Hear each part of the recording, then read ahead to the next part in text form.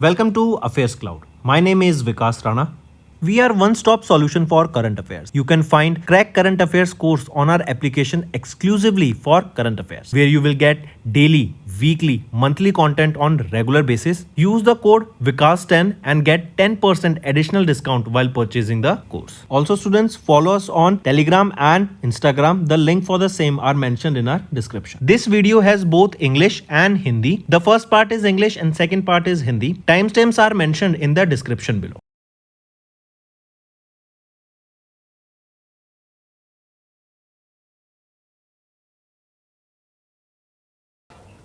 Hello everyone, कैसे हैं आप सब। आई होप आप सब अच्छे होंगे। तो दोस्तों, आज की वीडियो में हम banking and finance of for May month का सेकंड पार्ट के इंपॉर्टेंट क्वेश्चंस डिस्कस करेंगे। Let's start.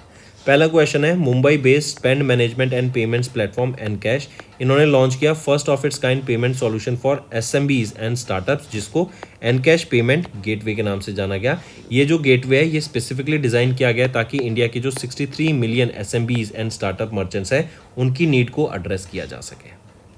Next, star health and allied insurance इन्होंने एक्सपेंड किया अपना super star health plan bye launching star flexi. Identify the 3 new plan variants introduced under this plan, preferred, essential and secure. ये 3 plan है, elite नहीं है।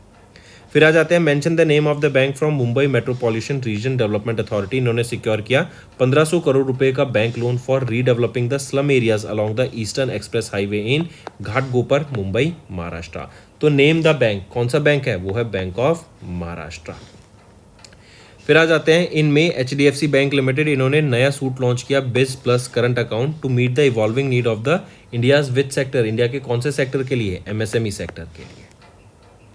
Next, SEBI इन्होंने extend की compliance deadline for the revised framework on offshore derivative instruments that are issued by FPIs to what date, जो पहले 17 मई 2025 था, अब उसको एक्सटेंड करके 17 नवंबर 2025 कर दिया गया है। नेक्स्ट आ जाते हैं, RBI ने इम्पोज की monetary penalties on Deutsche bank India and yes bank limited for non compliance with specific regulatory guidelines under banking regulation act of 1949। Mention the amount of penalty imposed on the Deutsche bank India.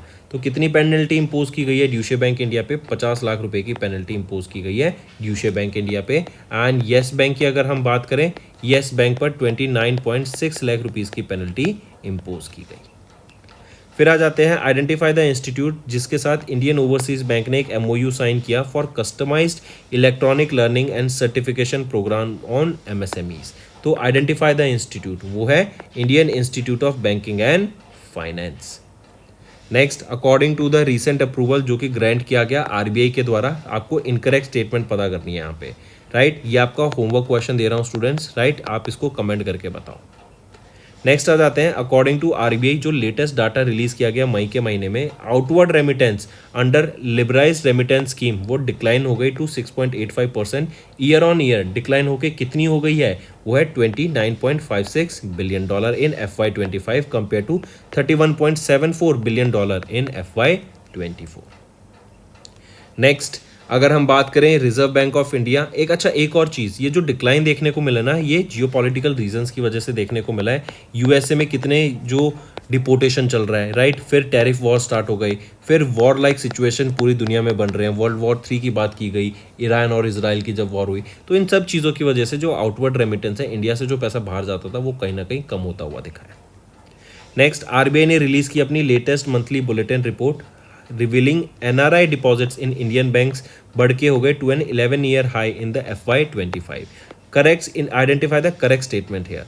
तो यहाँ पे अगर हम correct statement देखें तो तीनों options आपकी बिल्कुल ही सही रहेंगे।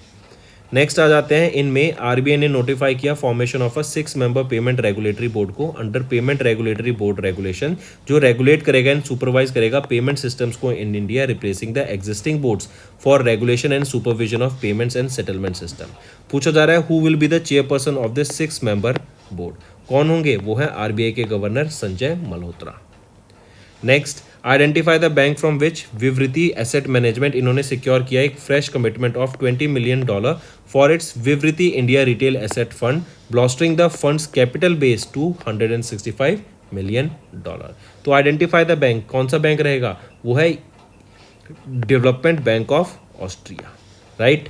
नेक्स्ट आ जाते हैं, कितना अमाउंट अप्रूव किया गया सेंट्रल बोर्ड ऑफ डायरेक्टर्स के द्वारा ऑफ आरबीआई इन देयर 615वीं मीटिंग जो कि मई के महीने में हुई, टू बी ट्रांसफर्ड, राइट। तो इन्होंने अप्रूव किया आरबीआई के डायरेक्टर्स ने 615वीं मीटिंग के दौरान कि कितना अमाउंट ट्रांसफर किया जाएगा to the government of India for FY25।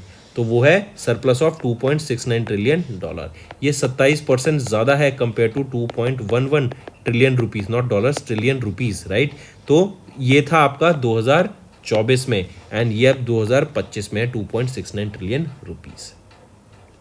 Next आ जाते हैं, mention the name of the bank which in partnership with super dot money, जो कि एक फिनटेक प्लेटफॉर्म है, फ्लिपकार्ट के द्वारा बैक किया गया इसको। इन्होंने एक रुपे क्रेडिट कार्ड को लॉन्च किया जो ऑफर कर रहा है high cashback rewards for UPI based QR code payments. तो वो कौन सा बैंक है? वो है एक्सिस बैंक।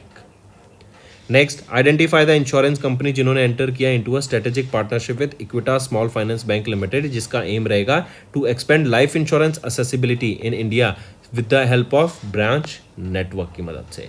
तो वो है Aditya Birla sun life insurance company. Next, Kotak Mahindra bank limited, इन्होंने इंट्रोड्यूस किया एक नया chapter of its digital flagship digital banking platform जिसका नाम है कोटक 811, जो विद अ कैंपेन जो सेलिब्रेट करता है seamless, intuitive and full service experience it offers to the customers, right. तो Mumbai Maharashtra based Kotak Mahindra bank limited, इन्होंने इंट्रोड्यूस किया नया chapter of their flagship digital banking platform Kotak 811। फिर आ जाते हैं, according to the Allianz Global Insurance Report जो रिलीज की गई मई के महीने में, इंडिया का life insurance market it is expected to grow at 10.5% annual CAGR से, राइट। एंड ये हम चाइना को भी बीट कर देंगे, इस ग्रोथ से हम ग्रो करने वाले हैं। एशिया की सेकेंड लार्जेस्ट मार्केट हो जाएगी, surpassing Japan. Next, correct statement बतानी है regarding the draft guidelines issued by RBI in may for gold loans bye banks and NBFCs। यहाँ पे अगर हम देखें तो बी ऑप्शन सही है, सी ऑप्शन सही है, ए गलत है। ए कह रहा है जो लोन टू वैल्यू रेशियो है for gold loans is capped at 85%। तो जो लोन टू वैल्यू रेशियो है ना गोल्ड लोन्स, 85 नहीं 75% है। इसका मतलब क्या है, अगर 100 रुपये का गोल्ड पे है आपके पास और उसके अगेंस्ट आप लोन लेना चाहते हैं तो 75 रुपये ही आपको मैक्सिमम लोन मिल सकता है 100 रुपये के गोल्ड की जगह। Next, identify the insurance company which along with Vidyanidhi LLP, इन्होंने जॉइंटली एक्वायर किया 4.25% stake in national highway infrastructure trust for 1100.61 crore rupees through an open market transaction, right. तो आइडेंटिफाई द इंश्योरेंस कंपनी वो है SBI life insurance company limited. Take a note of this. Next आ जाते हैं, RBI ने release करा draft circular title updation periodic updation of KYC revised instruction proposing amendments to the existing KYC master direction. पूछा जा रहा है as per the circular what is the timeline for updating KYC for high risk customers. तो वो है 2 साल। Next आ जाते हैं, सेबी ने बार किया former IndusInd bank CEO Sumant Kathpalia and 4 other senior officers को for trading in the securities market. Reason क्या था? इनसाइडर ट्रेडिंग की वजह से। इनसाइडर ट्रेडिंग क्या होता है? अंदर की इन्फॉर्मेशन से कि स्टॉक बढ़ेगा या गिरेगा इनको पता होता है, तो ये अपने नोन को वो इन्फॉर्मेशन पास ऑन करते हैं जिससे वो प्रॉफिट अर्न कर सकते हैं, विच इज बैंड। इसी को इनसाइडर ट्रेडिंग कहते हैं और इसी के लिए इनको यहाँ पे बार किया गया मार्केट से। नेक्स्ट, आरबीआई इन्होंने अभी दिया in principle approval to 2 entities to operate as a payment aggregator cross border export and import activities के लिए। वो 2 एंटिटीज का नाम बताओ। वो है world line E payments India and PayPal India private limited. तो दोस्तों ये तो हो गए हमारे इंपॉर्टेंट करंट अफेयर्स। अब आ जाते हैं रिवीजन पार्ट पर जिससे आपकी लर्निंग और स्ट्रॉन्ग होगी। आरबीआई इन्होंने अलाउ किया separate trading of registered interest and principals of securities, ये strips in state government securities, right. तो अभी रिसेंटली मिनिमम आउटस्टैंडिंग अमाउंट कितना रिक्वायर्ड है फॉर फिक्स कूपन बॉन्ड्स जो कि इशू किए जाएंगे स्टेट गवर्नमेंट या यूनियन टेरिटरी के द्वारा टू क्वालिफाई फॉर स्ट्राइप्स। तो 1000 करोड़ रुपए के वो मिनिमम रहने चाहिए to qualify them for stripes, ठीक है। स्ट्राइप्स बेसिकली ये आपके रिप्रेजेंट ईदर द प्रिंसिपल और each payment of a bond, ठीक है। ये वो सिक्योरिटीज होती हैं जो रिप्रेजेंट करते हैं प्रिंसिपल और ईच इंटरेस्ट पेमेंट किसी बॉन्ड का, जो अलाउ करते हैं to be traded them separately in the market. वो सेपरेटली ट्रेड किए जा सकते हैं मार्केट में। इनकी मैच्योरिटी यहाँ पे 14 ईयर्स बताई जा रही है। नेक्स्ट, गम्बोशव ये अपॉइंट किए गए 34th प्राइम मिनिस्टर कहाँ के? तो ये 34th प्राइम मिनिस्टर अपॉइंट किए गए हैं मंगोलिया के। नेक्स्ट आ जाते हैं, आइडेंटिफाई द कंट्री जिन्होंने डिफीट किया साउथ अफ्रीका को to win the ICC world chess championship. ये 3rd एडिशन था, इस एडिशन का राइट। किन्होंने जीत लिया है? ये जीता है ऑस्ट्रेलिया, साउथ अफ्रीका ने, राइट। साउथ अफ्रीका ने डिफीट कर दिया ऑस्ट्रेलिया को। आई correct my self, south Africa यहाँ पे विनर रही है इस इवेंट की। इन्होंने किनको हराया फाइनल में? ऑस्ट्रेलिया को इन्होंने फाइनल्स में हराया, राइट। एंड ये थर्ड एडिशन था आईसीसी वर्ल्ड टेस्ट चैंपियनशिप का, जो लंदन इंग्लैंड में हुआ था। नेक्स्ट आ जाते हैं, हम बात कर रहे हैं कैनेडियन ग्रैंड पिक्स की। ये 63rd एडिशन था कैनेडियन ग्रैंड पिक्स का। किसके द्वारा जीता गया? जॉर्ज रसल के द्वारा जीता गया। ये 2025 की इनकी पहली विक्ट्री है। ये जर्मनी से बिलोंग करते हैं एंड ये मर्सिडीज के लिए ड्राइव करते हैं। Next, what is the theme of global wind day? Global wind day 15 जून को ऑब्जर्व किया जाता है। इसकी थीम पूछी जा रही है आपसे, तो थीम है day of community action. Next, अभी किन दो कंट्रीज ने क्वालिफाई कर दिया फीफा मेंस वर्ल्ड कप 2026 के लिए फॉर द फर्स्ट टाइम? तो उज्बेकिस्तान एंड जॉर्डन के द्वारा इन दोनों कंट्रीज की फुटबॉल टीम ने क्वालिफाई किया for the FIFA men's World Cup 2026 के लिए। Next, who was appointed as the president and managing director of Dell Technologies incorporation India के इन जून, सक्सीडिंग आलोक ओहरी? तो कौन अपॉइंट किए गए हैं यहाँ पर? मनीष गुप्ता अपॉइंट किए गए हैं president and managing director of Dell Technologies. Next, identify the correct statement regarding the third United Nations Oceans Conference held in Nice, France. तो यहाँ पर अगर हम देखें तो कौन सा ऑप्शन आपसे करेक्ट पूछा गया है? तो यहाँ पर ए ऑप्शन सही है, चाइना के ली जुआ, इनको अपॉइंट किया गया secretary general of this UNCO3 by the United Nation secretary general to overall monitor the preparations. Next, where was the 113 session of international labour of conference, जो कि हाईएस्ट डिसीजन बॉडी मेकिंग है of the International Labour Organization, जिसमें union minister Mansukh Mandaviya ji का participation देखने को मिला, जिन्होंने represent किया इंडिया को, जो जून में हुई थी। तो कहाँ पर हुआ था? Where was the 113 session of this International Labour Conference हमें देखने को मिला, तो ये हुआ था जिनेवा, स्विट्जरलैंड में। नेक्स्ट, आइडेंटिफाई द कंट्री जिन्होंने ज्वाइन किया ब्रिक्स को as the 10th partner country. तो वियतनाम यहाँ पे 10th पार्टनर कंट्री के तौर पे वियतनाम ने ज्वाइन किया है ब्रिक्स को। Next, United Nations General Assembly इन्होंने डिक्लेयर किया 2026 को as the international year of the women farmer to acknowledge the critical role of women in agriculture and to raise awareness about the challenges they face globally. Question है कि किस country ने initiate किया this resolution को that led to the declaration by UNGA? तो वो है United States of America, right. And 100 country से भी ज़्यादा ने इस डिक्लेरेशन को सपोर्ट किया। नेक्स्ट, करेक्ट स्टेटमेंट बतानी है आपको regarding union minister Piyush Goyal's 5-day official visit to Switzerland and Sweden. तो यहाँ पर अगर हम इनकी विजिट की बात करें तो तीनों ऑप्शन यहाँ पर बिल्कुल सही रहेंगे। नेक्स्ट, किनको फॉर्मली अवार्ड दिया गया knighthood by King Charles III in June, उनकी रिमार्केबल कंट्रीब्यूशन के लिए to sports and charitable causes? तो ये है डेविड बेकम, जो फॉर्मर फुटबॉलर है, इनको यहाँ पे नाइटहुड से सम्मानित किया गया। Take a note of this. इन्हीं के अलावा Gary Oldman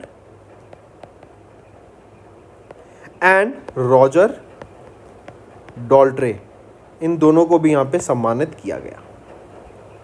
next, mention the name of the satellite जो लॉन्च की गई, satellite that CNSA launch, China national space agency, जून 2025 में, using long march 2D carrier rocket from Jiuquan satellite launch centre to monitor natural disasters using the advance space technology.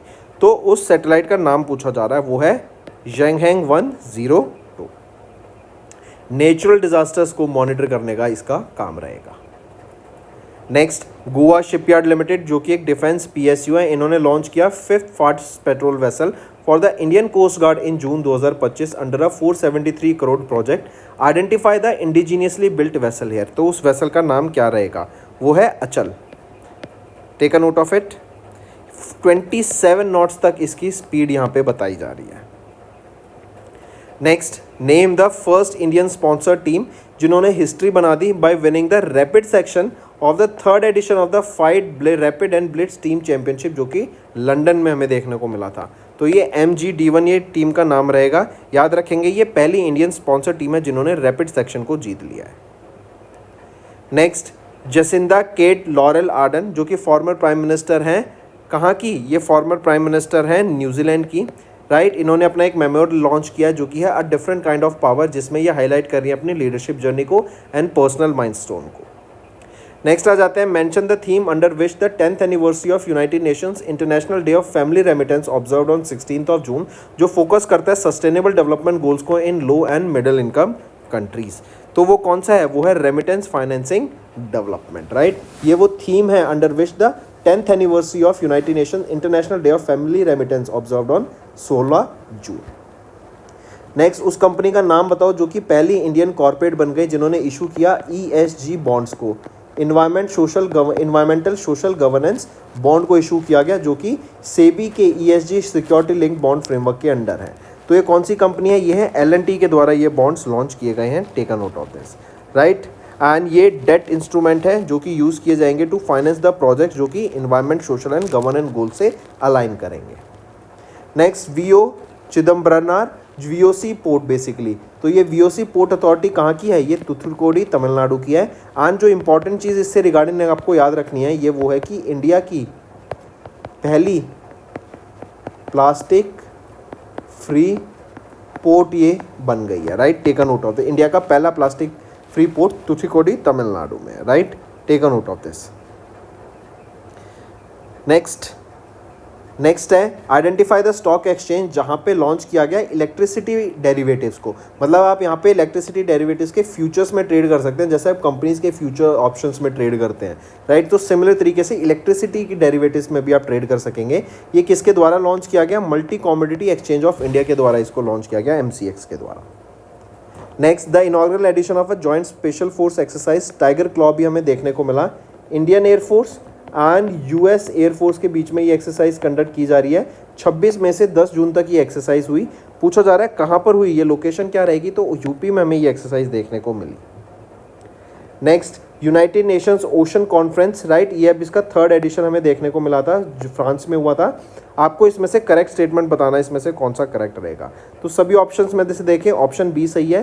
The coalition of emerging ocean leaders, जो कि एक global alliance of youth and early career professionals, इनको officially launch किया गया at United Nations ocean conference. Next, as per the EIU environment economist intelligence unit, इनका data release किया गया global liveability index 2025 का 17 जून को। पूछा जा रहा है which of the following cities is not among the top 5 most livable cities in the world. तो इसमें से टॉप 5 में ऑकलैंड न्यूजीलैंड नहीं आता स्टूडेंट्स। टॉप पर आ जाता है आपका कोपेनहेगन, राइट। टॉप पर आ जाता है कोपेनहेगन डेनमार्क का।